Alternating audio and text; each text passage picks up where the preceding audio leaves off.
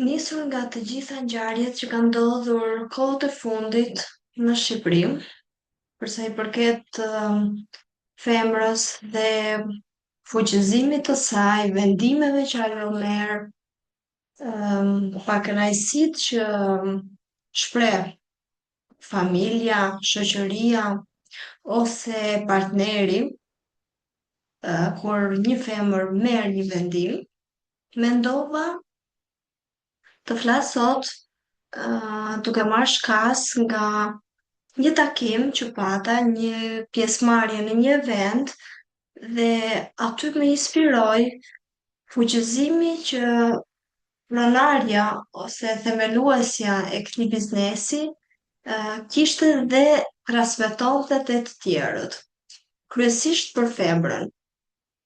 Duke parë që ky biznes, kjo siguri financiare, atë e kishte bërë më të fortë, i kishte dhënë një mindset tjetër, një mendësi tjetër, ë dinte të thoshte edhe jo, pavarësisht se punonte me bashkëshortin e saj në të njëjtën punë, në të njëjtin biznes që kishin ndërtuar së bashku, dinte të thoshte jo për atë që nuk i pëlqente, për atë që mendonte se nuk funksiononte dhe dilte jashtë vizionit që ajo ka për biznesin e saj. Dhe një gjë tjetër që vura re ishte prania në këtë event dhe në këtë punë të përditshme që bëhet për një biznes, për mbajtjen e një biznesi, prania e prindërve të saj, e familjes së saj.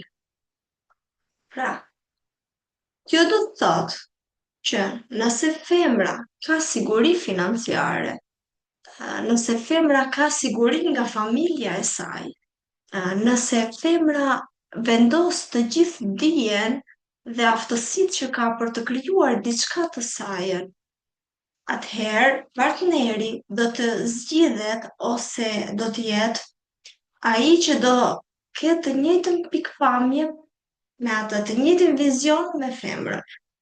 Do ketë të njëjtat parime si vetë femra. Do jetë gjithçka në përputhshmëri. Prandaj, që e parë që familja duhet na mësoj është si të sigurojmë financat tona, si të vendosim në punë të gjitha aftësitë tona dhe jo të mendojmë se cili do jetë partneri që të krijojmë biznesin, cili do jetë partneri që të marrim shkollën që na duhet ose profesionin. Familja është baza dhe familja duhet të jetë mbrojtja jonë për hapat që do hedhim. Nëse femra sot ndihet e dobët dhe nuk merr vendime, është se një nga arsyet është se nuk di ku të shkojë pastaj. Nuk ka mbrojtje pas krahëve të saj. Nëse një femër nuk po vendos dot të gjitha aftësitë që ajo ka brenda vetes për të krijuar një biznes, për të thënë fjalën e saj, për të shkuar të aplikojë për një punë, për të fituar pavarësinë për të jetuar vetëm, është sepse nuk është mësuar se mund të jetoj vetëm. Që në fillimet e adoleshencës, ajo që dëgjojmë në familjet tona, të paktën brezi im, ishte që duhet të kesh një shkollë, të kesh një formim, por duhet krijosh dhe familje. Familja, në fakt, nënkuptonte siguri, sigurim financiare, sepse ose mbrojtjen nga një mashkull në të gjitha aspektet e jetës.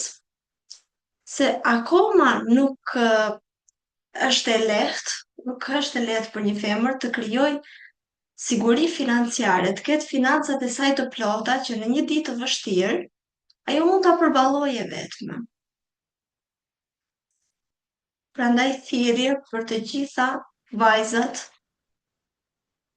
të merrni të gjitha aftësitë tuaja në analizë dhe në qoftë se doni ta bëni diçka, thjesht fillojeni dhe bëjeni. Bëjeni për të mirën tuaj, për të siguruar veten tuaj e para. Dhe mos kërkoni siguri nga dikush tjetër. Themuni te baza, te familja dhe shpjegoja një iden tuaj, familjes tuaj, jo familjes së dikujt tjetër, familjes tuaj, në mënyrën që ata kuptojnë, ashtu siç ata kuptojnë, flisni me gjuhën që ata mund ta konceptojnë iden tuaj.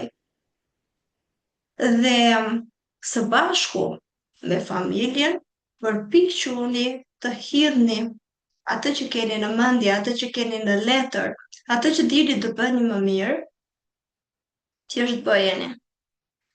Bëjeni dhe pastaj mendoni se me kë do ta ndani këtë vizion, me kë do të udhëtoni në rrugën që keni zgjedhur për të punuar, për të siguruar jetën tuaj, për të siguruar frymarrjen tuaj, se ndonjëherë është më e vështirë të marrësh frymë çdo ditë se sa të fitosh para, se mund të fitosh para dhe nuk mund të marrësh frymë. Mund të jesh në një jetë super luksoze dhe thjesht po jeton, po merr frymë, po nuk po jeton në të vërtetë. Prandaj, para se të vendosni për jetën që jemi mësuar të dëgjojmë, të zgjedhim partnerin, të krijojmë familje, duhet të krijoni shtëpinë brenda vetes tuaj, të jeni mirë me veten tuaj. Dhe që t'jesh mirë me veten tënde do të thotë të bësh atë që ti di të bësh më mirë. Dhe ajo është aftësia jote. Ai është formimi yt, ajo është ideja jote dhe secila nga ne ka një ide, por nuk e thot sepse ndoshta shoqëria nuk është gati ta dëgjojë. Nuk e thot sepse ndoshta partneri nuk e koncepton dot, nuk e thot sepse familja nuk e koncepton dot, ose e ka thënë, por nuk është përqafuar si ide, por ka shumë arsye pse nuk përqafohet një ide, prandaj me gjuhën më të thjeshtë shpjegoje tek njerëzit që ti ke besim. Dhe gjithmonë baza është familja nga je krijuar. Është shumë e domosdoshme që të kesh mbrojtjen dhe mbështetjen në rrugtimin tënd si femër të familjes tënde. Më pas të njerëzve me të cilën ti zgjedh të krijosh familje, ti zgjedh të udhëtosh në rrugtimin tënd profesional apo personal.